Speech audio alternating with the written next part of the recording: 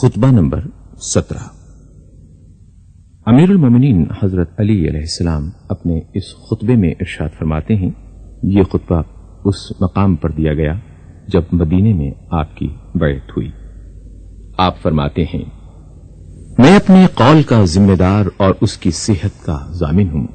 جس شخص کو اس کے دیدہ عبرت نے گزشتہ عقوبتیں واضح طور سے دکھا دی ہوں، اسے تقوی شبہات میں اندھا دھند کودنے سے روک لیتا ہے۔ تمہیں جاننا چاہیے کہ تمہارے لیے وہی ابتلاعات پھر سے پلٹ آئے ہیں جو رسول صلی اللہ علیہ وآلہ وسلم کی بعثت کے وقت تھے۔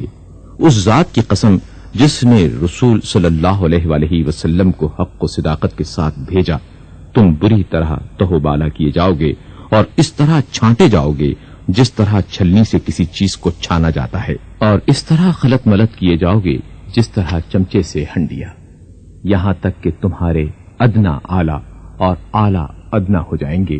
جو پیچھے تھے آگے بڑھ جائیں گے اور جو ہمیشہ آگے رہتے تھے وہ پیچھے چلے جائیں گے۔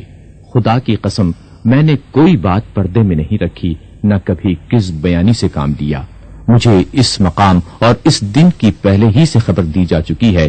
معلوم ہونا چاہیے کہ گناہ ان سرکش گھوڑوں کے مانند ہیں جن پر ان کے سواروں کو سوار کر دیا گیا ہو اور باگیں بھی ان کی اتار دی گئی ہوں اور وہ لے جا کر انہیں دوزخ میں پھاند پڑیں، اور تقوی رام کی ہوئی سواریوں کے مانند ہے جن پر ان کے سواروں کو سوار کیا گیا ہو، اس طرح کے باگیں ان کے ہاتھ میں دے دی گئی ہوں اور وہ انہیں با اطمینان لے جا کر جنت میں اتار دیں۔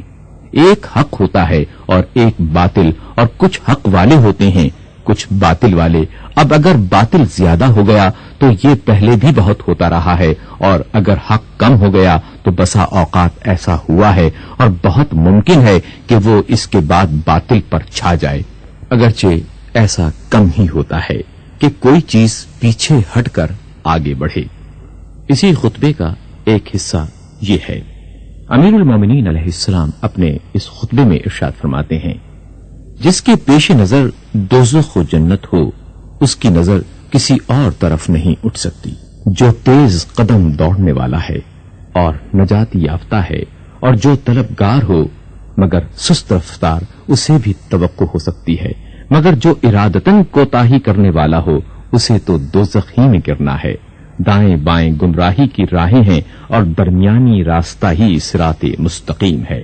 اس راستے پر اللہ کی ہمیشہ رہنے والی کتاب اور نبوت کے آثار ہیں، اسی سے شریعت کا نفاذ و اجرا ہوا اور اسی کی طرف آخر کار بازگشت ہے۔ جس نے غلط ادا کیا وہ تباہ و برباد ہوا، اور جس نے افطرا باندھا وہ ناکام و نامراد رہا۔ جو حق کے مقابلے میں کھڑا ہوتا ہے تباہ ہو جاتا ہے، اور انسان کی جہالت اس سے بڑھ کر کیا ہوگی کہ وہ اپنی قدر و منزلت کو نہ پہچانے۔ وہ اصل و اساس جو تقوی پر ہو برباد نہیں ہوتی، اور اس کے ہوتے ہوئے کسی قوم کی کشت عمل بے آب و خشک نہیں رہتی۔ تم اپنے گھر کے گوشوں میں چھپ کر بیٹھ جاؤ، آپس کے جھگڑوں کی اصلاح کرو، توبہ تمہارے عقد میں ہے۔